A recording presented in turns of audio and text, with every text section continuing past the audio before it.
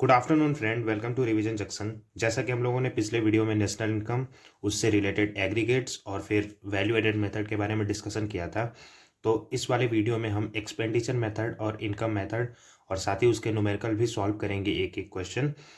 तो डिस्कस करते हैं एक्सपेंडिचर मेथड क्या होता है नेशनल इनकम का। देखो, एक्सपेंडिचर मेथड जो होता है या फिर इस जिसे कंजप्शन मेथड भी कहा जाता है, इसको हम इसके थ्रू हम कैसे नेशनल इनकम को कैलकुलेट करते हैं। तो इसमें हम क्या मेजर करते हैं। सबसे पहले तो हम ये देखते हैं कि total spending on the country final goods and services, जहाँ हम क्या मेजर करते हैं। जैसे एक्सपेंडिचर, नाम से ही क्लियर हो रहा है कि खर्च कितना हो रहा है इकोनॉमी के अंदर, ठीक है। तो हम यहाँ पे कैलकुलेट करते हैं टोटल स्पेंडिंग, और ये टोटल स्पेंडिंग किस पे होगा, तो किसी भी कंट्री के फाइनल गुड्स एंड सर्विसेज पे होगा। और साथ ही कब होगा, एक स्पेसिफिक पीरियड के अंदर होगा, एक स्पेसिफिक पीरियड के अंदर होगा, ठीक है। अब इसके कंपोनेंट्स को ध्यान से समझते हैं। सबसे पहला इसका कंपोनेंट है वो है प्राइवेट फाइनल कंजप्शन एक्सपेंडिचर। देखो, नाम बड़ा है लेकिन इसके कहने का मतलब सिर्फ ये है कि जो भी हाउस होल्ड का कंजम्पशन होता है, ठीक है, जो भी हाउस होल्ड, जैसे हम लोग हैं, ठीक है, अगर हम लोग किसी चीज़ को प्रोड्यूस नहीं कर रहे हैं तो कंज्यूम करने के लिए कोई ना कोई गुड्स एंड सर्विस परचेज करते हैं। तो जो भी हाउस होल्ड किसी भी वस्तु पे, किसी भी सर्विसेज पे जो एक्सपेंड कर रहा है, वो होता है प्राइवेट फाइनल कंजम्पशन एक्सपेंडिचर। और इसको हम सी से भी शो कर पाते हैं, ठीक है, सी से शो भी करते हैं, ठीक है। दूसरा है इन्वेस्टमेंट एक्सपेंडिचर। अब इन्वेस्टमेंट एक्सपेंडिचर क्या होता है, तो नाम से ही पता चल रहा है कि इन्वेस्टमेंट। अब इन्वेस्टमेंट किस पे होता होगा, तो स्पेंड होता होगा वो कैपिटल गुड्स पे। यानी अगर हम बात करें इन्वेस्टमेंट की, तो इन्वेस्टमेंट हम किस पे करेंगे, इन्वेस्टमेंट हम करेंगे कैपिटल गुड्स पे, ठीक है, ठीक है, कैपिटल गुड्स पे। और कैपिटल गुड्स पे करेंगे, क्यों करेंगे, क्योंकि उससे हमें फ्यूचर में कुछ प्रोडक्शन मिले, फ्यूचर में कुछ क्या मिले, उससे प्रोडक्शन मिले, ठीक है। तो ये होता है इन्वेस्टमेंट एक्सपेंडिचर। इसको एक और नाम से जाना जाता है, वो नाम है gross domestic capital formation. Gross domestic capital formation. अब देखो, कैपिटल फॉर्मेशन, आपको पता है कि कैपिटल को फॉर्म करना, यानी एक तरीके से यहाँ पे भी बात इन्वेस्टमेंट की ही हो रही है। कभी कभी क्वेश्चन में ट्रिक ये हो जाता है कि क्वेश्चन में ये आ जाता है gross domestic fixed capital formation. तो ये वाला जो वर्ड है, ये आपको बिल्कुल ध्यान से देखना है। अगर क्वेश्चन में gross domestic fixed capital formation लिखा है, तो आपको प्लस करना पड़ेगा चेंज इन स्टॉक। और जब आप चेंज इन स्टॉक को प्लस करेंगे तो आपको मिल जाएगा वापस से ग्रॉस डोमेस्टिक कैपिटल फॉर्मेशन। अब देखो, ग्रॉस डोमेस्टिक कैपिटल फॉर्मेशन, अब कैपिटल फॉर्मेशन हाउस होल्ड भी कर सकता है, कैपिटल फॉर्मेशन गवर्नमेंट भी कर सकता है, और कैपिटल फॉर्मेशन क्या कर सकता है, प्रोड्यूसर भी कर सकता है। तो इसको यहाँ पे समझते हैं। जैसे ग्रॉस डोमेस्टिक कैपिटल फॉर्मेशन है, तो हाउस होल्ड के नज़रिए से हम देखेंगे तो मान लो हाउस बनाना, लैंड परचेज करना, गोल्ड परचेज करना, ये सारे एक तरीके से फ्यूचर इन्वेस्टमेंट ही है। तो ये हाउस होल्ड के लिए जो हो गया वो कैपिटल फॉर्मेशन हो गया। ठीक वैसे ही प्रोड्यूसर के लिए अगर हम पॉइंट ऑफ व्यू से देखेंगे तो मशीनरी इक्विपमेंट हो गया, इन्वेंट्री स्टॉक हो गया, ये उनके लिए सारे फ्यूचर इन्वेस्टमेंट है, ठीक है। और गवर्नमेंट के लिए क्या हो सकता है, रोड हो सकता है, ब्रिज हो सकता है, डैम्स हो सकता है, ये सारे बिल्कुल लंबे लंबे टाइम तक चलते हैं। तो रोड, ब्रिज, डैम्स, ये गवर्नमेंट के लिए जो है वो कैपिटल फॉर्मेशन है। तो इससे ये पता चलता है कि डोमेस्टिक फॉर्मेशन की जब हम बात करते हैं, डोमेस्टिक कैपिटल फॉर्मेशन की जब हम बात करते हैं, तो वो हाउस होल्ड और प्रोड्यूसर और गवर्नमेंट, इन तीनों के बारे में डिस्कशन होता है वहाँ पे। इसलिए इसको इन्वेस्टमेंट एक्सपेंडिचर भी बोलते हैं। एक चीज़ और क्या ध्यान रखनी है कि अगर कभी भी आपको gross domestic fixed capital formation दिखाई देता है, तो अगर फिक्स्ड वर्ड दिखाई देता है, आपको साथ में चेंज इन स्टॉक को ऐड करना है, ठीक है। और इन्वेस्टमेंट को हम यहाँ पे आई से सिंबलाइज भी कर सकते हैं। तो दो चीज मिला हमें अभी, सी प्लस आई, ठीक है। अब आते हैं गवर्नमेंट फाइनल कंजप्शन एक्सपेंडिचर। अब जैसे हाउस होल्ड है, हाउस होल्ड अगर किसी चीज में एक्सपेंड कर रहे हैं कंज्यूम करने के लिए, तो गवर्नमेंट भी बहुत सारे पैसे खर्च करते हैं कंजप्शन के लिए। जैसे सब्सिडीज देना हो गया, पेंशन देना हो गया, तो ये सारे जैसे सब्सिडीज है, ठीक है। अगर वो गवर्नमेंट किसी को सब्सिडीज दे रहा है, किसी को पेंशन दे रहा है, तो एक तरीके से इन्वेस्टमेंट तो है नहीं। यहाँ पे गवर्नमेंट भी क्या कर रहा है, एक्सपेंड ही कर रहा है। तो ये गवर्नमेंट फाइनल कंजप्शन एक्सपेंडिचर है। तो इसको हम किससे सिंबलाइज कर सकते हैं, इसको हम जी से। तो सी प्लस आई प्लस जी। और एक आ जाता है नेट एक्सपोर्ट। अब नेट एक्सपोर्ट का मतलब क्या होता है, हम यहाँ पे नेट वैल्यू निकालते हैं, जितने भी हमारे कंट्री के गुड्स एंड सर्विस जो क्या हुए हैं वो एक्सपोर्ट हुए हैं वो। तो इसको हम लोग बोलते हैं एक्स माइनस एम। यहाँ पे एक्स जो होता है वो किसको सिंबलाइज करता है, एक्सपोर्ट को सिंबलाइज करता है। और एम किसको करता है, वो करता है इंपोर्ट को।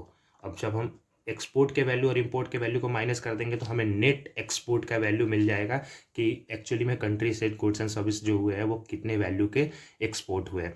तो ये एक यहाँ पे फॉर्मूला मिल गया आपको, ठीक है, ये एक फॉर्मूला है। इसके अलावा ये भी एक फॉर्मूला है, अगर आपको डायरेक्ट क्वेश्चन में दिया होगा कि प्राइवेट फाइनल कंजप्शन एक्सपेंडिचर, तो आप इसको प्लस कर सकते हैं इन्वेस्टमेंट एक्सपेंडिचर से, इसको प्लस कर सकते हैं गवर्नमेंट फाइनल कंजप्शन एक्सपेंडिचर से, और प्लस नेट एक्सपोर्ट से। ये दूसरा फॉर्मूला है, और ये दोनों फॉर्मूले जब आप जोड़ोगे तो एक्सपेंडिचर मेथड से जो वैल्यू मिलती है वो मिलती है GDP-MP की, यानी gross domestic product at market price. तो उम्मीद करता हूँ कि आपको सारे कंपोनेंट्स बहुत अच्छे से क्लियर हो गए होंगे। अब क्वेश्चन जो है वो दोनों तरीके से आ सकता है, ठीक है, या तो आप ये फॉर्मूला यूज कर लो या फिर ये फॉर्मूला डायरेक्टली लिख के यूज कर लो, दोनों से आंसर में कोई चेंजेस नहीं आएगा। बस इसमें एक ही ट्रिक था जो फिक्स्ड कैपिटल फॉर्मेशन का था, वो मैंने आपको बता दिया, इसको आपको ध्यान रखना है। अब इसके नेक्स्ट पार्ट में हम अभी डिस्कस करेंगे इससे रिलेटेड एक क्वेश्चन, आप भी उसे सॉल्व करेंगे और कमेंट बॉक्स में आंसर देंगे कि आप उस क्वेश्चन को सही से लगा पा रहे हैं कि नहीं। तो ये रहा हमारा क्वेश्चन। इसमें देखते हैं, पहले सबसे पहले कैलकुलेट करना क्या है। कैलकुलेट करना है NNP-FC यानी नेशनल इनकम कैलकुलेट करना है, और मेथड कौन सा यूज करना है, बाय एक्सपेंडिचर मेथड। मैंने पहले भी इस वीडियो पहले वाले वीडियो में भी डिस्कस किया है कि जब कभी भी आपको नेशनल इनकम का न्यूमेरिकल सॉल्व करना हो तो आपको क्वेश्चन को पहले बहुत अच्छे से पढ़ना है, ठीक है। दो चीज़ें देखनी है कि क्या वैल्यू कैलकुलेट करनी है और कौन सा एग्रीगेट्स को कैलकुलेट करना है, और साथ में कौन से मेथड को यूज करना है। अब हम देखते हैं कि क्वेश्चन में जो कंपोनेंट्स है वो क्या क्या दिए हुए हैं। एक सबसे पहले है GFCE यानी गवर्नमेंट फाइनल कंजप्शन एक्सपेंडिचर, ठीक है। ये सारे वैल्यूज जो है वो रुपीज़ में है, ठीक है। सब्सिडीज दी हुई है, इनडायरेक्ट टैक्स दिया हुआ है, PFCE private final consumption expenditure यानी जो हाउस होल्ड के बारे में बात हो रही है यहाँ पे, ठीक है। ये आपको लिख सकते हैं कि ये G की वैल्यू है, ये लिख सकते हैं यहाँ पे कि ये C की वैल्यू है। ये है gross domestic fixed capital formation. अब ध्यान देना यहाँ पे कौन सा वर्ड यूज है, फिक्स्ड यूज है, ठीक है, यहीं पे ध्यान देना है। अगर फिक्स्ड यूज है तो हम किसका यूज करेंगे, चेंज इन स्टॉक का यूज करेंगे, ठीक है। NFI दिया हुआ है, डेप्रिसिएशन की वैल्यू दी हुई है, नेट एक्सपोर्ट दिया हुआ है, और प्रॉफिट दिया हुआ है। अब अगर हम निकालते हैं, चलो एक्सपेंडिचर मेथड से हमें पता है कि किसकी वैल्यू निकलती है, GDP-MP की वैल्यू निकलती है। तो किसको ऐड करेंगे, ग्रॉस ये GFCE यानी गवर्नमेंट फाइनल कंजप्शन एक्सपेंडिचर, जिसको हम G भी लिख सकते हैं, plus private final consumption expenditure जिसको हम C भी लिख सकते हैं, plus gross domestic fixed capital formation, gross domestic fixed capital formation, ठीक है। और gross domestic fixed capital formation है तो इसमें हम क्या ऐड करेंगे, चेंज इन स्टॉक को ऐड करेंगे, और फिर प्लस कर लेंगे हम नेट एक्सपोर्ट। अब यहाँ पे देखो नेट एक्सपोर्ट ऑलरेडी कंपोनेंट में दिया हुआ है, नेट एक्सपोर्ट दिया हुआ है, यानी एक्सपोर्ट और इंपोर्ट अगर दिया रहता है तो हम उसे नेट करते, लेकिन यहाँ पे डायरेक्टली क्वेश्चन में मेंशन है, तो हमें सिर्फ अब वैल्यू पुट करनी है। GFCE यानी G की वैल्यू कितनी है, 100 है, प्लस PFCE की वैल्यू कितनी है, 800 है, ठीक है, plus gross domestic fix capital formation की वैल्यू कितनी है, 100 है। और यहाँ पे हम क्या ऐड करेंगे, अगर जब ये फिक्स है तो चेंज इन स्टॉक को यहाँ पे ऐड कर देंगे, और नेट एक्सपोर्ट कितना दिया हुआ है अपना, 70 दिया हुआ है। तो जब आप इसे ऐड करेंगे तो आपकी वैल्यू कितनी आएगी, 1090 रुपीज़, ठीक है। ये किसकी वैल्यू है, GDP-MP की वैल्यू आई, GDP-MP की वैल्यू आई। अब हमें निकालना क्या है, क्वेश्चन का डिमांड क्या है, क्वेश्चन का डिमांड है कि NNP-FC कैलकुलेट करना है। तो निकालते हैं NNP-FC। ऑलरेडी हमें क्या पता है, GDP-MP तो पता है ही। अब हमें क्रॉस से किसकी तरफ जाना है, नेट की तरफ जाना है, तो बड़े से छोटे की तरफ जाना है तो हम क्या कर देंगे, माइनस डेप्रिसिएशन कर देंगे, ठीक है, प्लस डोमेस्टिक से नेशनल यानी छोटे से बड़े की तरफ जाना है तो हम क्या कर देंगे, प्लस NFIA, ठीक है। और ये प्रोडक्ट तो सेम रहेगा, मार्केट प्राइस से फिक्स्ड कॉस्ट की तरफ जाना है यानी बड़े से छोटे की तरफ जाना है तो हम क्या कर देंगे, minus net indirect tax. Put कर देते हैं वैल्यू 1090, और डेप्रिसिएशन कितना दिया हुआ है, अब क्वेश्चन में देखते हैं, डेप्रिसिएशन यहाँ पे 10 माइनस डेप्रिसिएशन और प्लस NFIA है तो -30 दिया हुआ है तो प्लस, और ये -30 कर लेंगे, और फिर ये माइनस NIT यानी net indirect tax. Net indirect tax कितना है, ये इनडायरेक्ट टैक्स है 60 और ये सब्सिडीज़ है, तो नेट इनडायरेक्ट टैक्स कैसे निकलता है, इनडायरेक्ट टैक्स माइनस सब्सिडीज़, तो इनडायरेक्ट टैक्स माइनस सब्सिडीज़ कर लेंगे 60 - 10। अब यहाँ से वैल्यू निकाल लेते हैं हम, ये आ गया 1090 माइनस ये आ गया, तो यहाँ से वैल्यू निकाल लेते हैं हम। ये प्लस माइनस यहाँ पे माइनस हो गया, और यहाँ पे या 60 में से 10 चला गया तो 50 हो गया, ये माइनस का माइनस ही रह गया। अब इसको जब हम कैलकुलेट करेंगे तो हमारी वैल्यू आएगा 1000। तो यहाँ पे हम आसानी से निकाल पाए हैं NNPFC। तो उम्मीद करते हैं कि आपको ये पूरा जो एक्सपेंडिचर मेथड है वो क्लियर हो गया होगा। क्वेश्चन का क्या डिमांड था, क्वेश्चन में क्या देखना है, क्वेश्चन को कैसे सॉल्व करना है, कैसे एक एक कंपोनेंट्स को बहुत ही बारीकी से देखना है। जैसे यहाँ पे फिक्स था, तो ये आप अगर आप ध्यान नहीं देते तो हो सकता है कि केवल 100 ही प्लस कर देते और चेंज इन स्टॉक यहाँ पे यूज़ नहीं करते आप, तो आपका क्वेश्चन गलत हो जाता। तो बस थोड़ा सा यही ट्रिक था, बाकी सारे कंपोनेंट्स आपको उम्मीद करता हूँ क्लियरली समझ में आ गया होगा। आगे चलते हैं, इनकम मेथड को समझते हैं और उससे रिलेटेड भी एक क्वेश्चन को सॉल्व करते हैं। तो चलिए शुरू करते हैं अपना इनकम मेथड। थर्ड मेथड है और सबसे आखिरी मेथड है। जैसे हम लोगों ने पहले वाले में बात करते हैं, पहले मेथड में वैल्यू एडेड, वहाँ पे वैल्यू एडिशन इकोनॉमी में कितना हो रहा है वो देखते हैं। एक्सपेंडिचर मेथड में हम क्या देखते हैं कि कितना एक्सपेंड कर रहा है, या तो कंज्यूमर सेक्टर कर रहा है, या प्रोड्यूसर सेक्टर कर रहा है, या गवर्नमेंट कर रहा है, ठीक है। नेट एक्सपोर्ट कितने हो रहे हैं। अब बात आती है जब इनकम मेथड में, तो हम ये देखते हैं कि total income earn, total income जो कमाया गया है, ठीक है, वो किससे कमाया गया है, जो फैक्टर ऑफ प्रोडक्शन है अपना इकॉनमी के अंदर, फैक्टर ऑफ प्रोडक्शन। हमें ऑलरेडी पता है कि फैक्टर ऑफ प्रोडक्शन होता क्या है। देखो, लैंड होता है, ये तो पता ही है आपको, लेबर होता है, कैपिटल होता है, ठीक है, ऑर्गेनाइजेशन होता है। तो ये सारे फैक्टर ऑफ प्रोडक्शन है। तो ये सारे फैक्टर ऑफ प्रोडक्शन कितने इनकम अर्न कर रहे हैं किसी एक इकोनॉमी के अंदर, किसी एक इकोनॉमी के अंदर, और साथ में एक स्पेसिफिक टाइप के अंदर, एक स्पेसिफिक टाइम के अंदर। तो ये मेथड जो होता है वो इनकम मेथड में यूज होता है, क्योंकि यहाँ से हम इनकम को मेज़र करते हैं, ठीक है। या फिर इनकम जो है receive by individual and business, जो कि इन्वॉल्व है किसमें, on the production of goods and services में, ठीक है। तो जैसे यहाँ पे देखो, एक ट्रिक है, अगर आप याद रखोगे तो आप इसके सारे कंपोनेंट्स को बहुत आसानी से याद कर पाओगे। मैंने सारे वर्ड्स के पहले, ऑलमोस्ट पहले लेटर को रेड से लिखा है, PRIM और E, यानी एक लेटर बन के आ रहा है और वो लेटर बन के आ रहा है प्राइम। वो लेटर क्या बन के आ रहा है, प्राइम। अगर आपको प्राइम वर्ड याद रहेगा तो आप आराम से इनकम मेथड के सारे कंपोनेंट्स को याद करके रखोगे। जैसे P for profit, R for rent and royalty, I for interest, M for mixed income और C for compensation of employ. अब अगर हम प्रॉफिट की बात करें तो प्रॉफिट को ये प्रॉफिट भी बोल सकते हैं, या फिर हम ये बोल सकते हैं कि ये क्या है, कॉरपोरेट की अर्निंग है, कॉरपोरेट की अर्निंग है। अब कोई भी कॉरपोरेट जो काम कर रहा है इकॉनमी के अंदर, वो कितने प्रॉफिट अर्न कर रहा है अपने सारे एक्सपेंसेस को माइनस करने के बाद, ठीक है। अगर कोई भी कंपनी अगर ऑपरेट कर रही है किसी इकॉनमी के अंदर, तो वो पैसे कमाने के लिए कुछ ना कुछ पैसे जरूर खर्च करती होगी।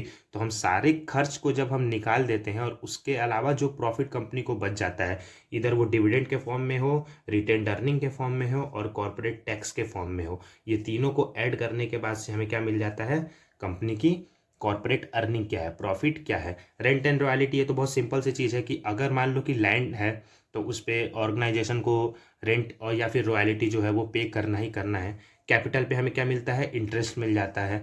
बात आया मिक्स्ड इनकम का, तो मिक्स्ड इनकम को हम क्या बोल सकते हैं, जैसे जो सेल्फ एम्प्लॉयड लोग हैं वो भी तो अर्निंग कर रहे हैं ना इकॉनमी के अंदर, तो सेल्फ एम्प्लॉयड लोग हैं, या फिर कोई स्मॉल बिजनेस है, ठीक है, स्मॉल बिजनेस जो अर्निंग कर रही है, तो ये मिक्स्ड इनकम के अंदर में आ जाएगा। और कॉम्पेंसेशन ऑफ एम्प्लॉय में हम क्या देखते हैं, पहला कि जो उन्हें सैलरी मिल रही है इन कैश, दूसरा जो सैलरी मिल रही है इन काइंड्स। जरूरी नहीं है कि हर बार जो मॉनेटरी बेनिफिट ही किसी एम्प्लॉय को मिले, हो सकता है मॉनेटरी बेनिफिट के अलावा अदर बेनिफिट भी मिलता हो, जिसमें लेकिन कॉस्ट जो है वो कंपनी को पे करना पड़ रहा है, तो एक तरीके से वो भी उसके बेजेज और सैलरी में ही काउंट होगा, ठीक है। इसके अलावा एम्प्लॉयर कंट्रीब्यूशन, तो wages and salary in kinds, और उसके साथ बाद में बात करते हैं employed contribution to the social security scheme. अब कोई भी एम्प्लॉयर है, जैसे मान लो कि कोई भी ऑर्गेनाइजेशन में कोई एम्प्लॉय काम कर रहा है, तो उसके जैसे EPF फंड है, उस EPF फंड में एम्प्लॉयर का भी कोई कुछ परसेंटेज का कंट्रीब्यूशन होता है। तो ये सारे क्या होंगे, कॉम्पनसेशन ऑफ एम्प्लॉय, यानी एम्प्लॉय को क्या बेनिफिट मिल रहा है किसी भी ऑर्गेनाइजेशन में काम करने का। क्योंकि यहाँ पे हम इनकम मेथड का बात कर रहे हैं, तो कंपनी का इनकम हमने देख लिया, ठीक है। कैपिटल पे क्या इनकम मिल रहा है ये हम लोगों ने देख लिया है। लैंड पे क्या मिल रहा है इनकम, उस वो हम लोगों ने देख लिया। सेल्फ एम्प्लॉयड और स्मॉल बिजनेस के लिए मिक्स्ड इनकम हमने देख लिया। इसके अलावा जो एम्प्लॉय किसी भी ऑर्गेनाइजेशन में काम कर रहे हैं उनके लिए भी तो कुछ इनकम होगा ना, तो उनकी सैलरी या फिर जो उनको काइंड्स में सैलरीज मिल रही है और जो एम्प्लॉयर का कंट्रीब्यूशन मिल रहा है उनके सोशल सिक्योरिटी स्कीम में, ये सारे उनके लिए इनकम हो जाएगा। ठीक है, अब एक टर्म है यहाँ पे, वो है ऑपरेटिंग सरप्लस। कभी कभी क्वेश्चन में डायरेक्टली ऑपरेटिंग सरप्लस मिलेगा, तो ऑपरेटिंग सरप्लस का मतलब ये है कि उसमें प्रॉफिट, रेंट एंड रॉयल्टी और इंटरेस्ट, ये तीनों ऑलरेडी इंक्लूडेड है। तो कंफ्यूज करने के लिए कभी कभी क्वेश्चन में आपको ऑपरेटिंग सरप्लस भी मिलेगा और साथ में प्रॉफिट भी मिलेगा। ठीक है, और साथ में हो सकता है कि रेंट एंड रॉयल्टी का भी कुछ वैल्यू आपको देखने के लिए मिले। पर जब आपका कॉन्सेप्ट क्लियर रहेगा कि ऑलरेडी ऑपरेटिंग सरप्लस में ये तीनों जो कंपोनेंट्स हैं उनको ऐड करके लिखा हुआ गया है, तो आप दोबारा इसे रिपीट नहीं करेंगे। ठीक है, तो ये चीज़ दिमाग में रखना कि ऑपरेटिंग सरप्लस का मतलब है कि profit plus rent and royalty और प्लस इंटरेस्ट, ये तीनों ऑलरेडी एडेड है इसमें। कभी कभी क्वेश्चन में डिविडेंड, रिटेन अर्निंग और कॉर्पोरेट टैक्स, ये तीनों अलग अलग भी दे देते हैं। ठीक है, तो आप इन तीनों को ऐड करके यहाँ पे प्रॉफिट का वैल्यू जो है वो निकाल सकते हैं। इसके अलावा wages and salary in cash या और काइंड, ये भी अलग अगर मिल जाए तो आप ऐड करके सारे कॉम्पनसेशन को निकाल सकते हैं। तो मोटा मोटी जो इनकम मेथड का कॉन्सेप्ट था वो इतना ही था। इसके बाद हम इसके एक न्यूमेरिकल को सॉल्व करते हैं, और उसमें अगर आपको कोई डाउट आता है तो आप कमेंट बॉक्स में मेरे से क्वेश्चन जरूर पूछ सकते हैं। तो चलिए फ्रेंड, अब क्वेश्चन पार्ट की तरफ आते हैं। क्वेश्चन में डिमांड क्या है? क्वेश्चन में डिमांड ये है कि जीडीपी एमपी को कैलकुलेट करना है, और मेथड कौन सा यूज करना है? Income method. इससे पहले हम लोगों ने वैल्यू एडेड और एक्सपेंडिचर मेथड का क्वेश्चन जो है वो सॉल्व करा है। इनकम मेथड में आपको एक चीज़ ध्यान देना पड़ेगा कि इनकम मेथड में जो भी हम वैल्यू निकालेंगे वो वैल्यू निकलती है एनडीपी एफसी, एनडीपी एफसी। और इन जो हम लोगों ने वैल्यू में एडेड मेथड पढ़ा था और एक्सपेंडिचर पढ़ा था, उसमें वैल्यू जो निकलती थी वो निकलती थी जीडीपी एमपी की। ठीक है, अब ये देखते हैं कि कौन कौन से कंपोनेंट्स दिए हुए हैं। मिक्स्ड इनकम, ठीक है, ये जरूरत है। सब्सिडीज हो सकता है जरूरत पड़ सकता है। ऑपरेटिंग सरप्लस, ये हम लोगों ने ऑलरेडी अभी इस पर काफ़ी डिस्कशन करा। डेप्रिसिएशन की वैल्यू दी हुई है। कंपेंसेशन ऑफ एम्प्लॉयज़ की दी हुई है। ठीक है, और इनडायरेक्ट टैक्सेस की दी हुई है 88,000। अब चलिए देखते हैं इसको कैलकुलेट करके।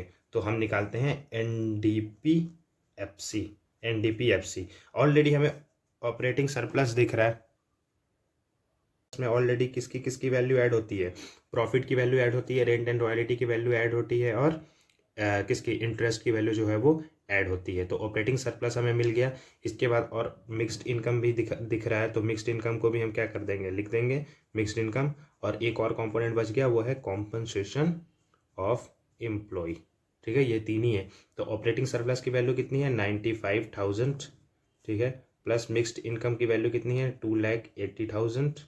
और प्लस कॉम्पेंसेशन ऑफ एम्प्लॉय की वैल्यू कितनी है? 1,44,000।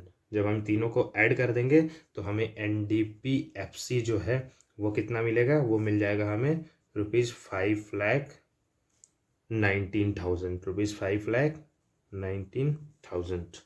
चलिए, अब हमें क्वेश्चन में क्या डिमांड है? क्वेश्चन में डिमांड ये था कि जीडीपी एमपी कैलकुलेट करना है। तो एनडीपी एफसी तो हमें ऑलरेडी पता चल गया, तो अब निकालना क्या है? GDP MP. तो जीडीपी एमपी जब निकालना है तो क्या कर लेंगे? एनडीपी एफसी की वैल्यू हमें ऑलरेडी पता है। तो अब नेट से कहाँ जाना है? ग्रॉस की तरफ, यानी नेट हमेशा कम होता है, ग्रॉस ज़्यादा होता है, तो हम डेप्रिसिएशन को क्या कर देंगे? प्लस कर देंगे। डोमेस्टिक से डोमेस्टिक तो यहाँ पे कोई चेंजेस नहीं आएगा। और फैक्टर कॉस्ट से मार्केट प्राइस, यानी फैक्टर कॉस्ट ये कम होता है और मार्केट प्राइस ज़्यादा होता है, तो हम करेंगे प्लस नेट इनडायरेक्ट टैक्स। तो यहाँ हम प्लस कर देंगे नेट इनडायरेक्ट टैक्स। अब ये देखते हैं एनडीपीएफसी की वैल्यू कितनी है? 5,19,000। ठीक है, प्लस डेप्रिसिएशन हमें यहाँ पे दिख रहा है, कितना दिख रहा है? +14,000। और नेट इनडायरेक्ट टैक्स, यानी नेट इनडायरेक्ट टैक्स की वैल्यू कैसे निकलती है? Indirect tax minus subsidies. तो देख लेते हैं इनडायरेक्ट टैक्स कितना है? 88,000। और सब्सिडीज कितनी है?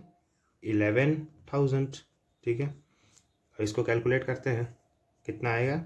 ये आएगा 5,19,000, और प्लस में ये आएगा 40,000, और ये प्लस में आ जाएगा 77,000।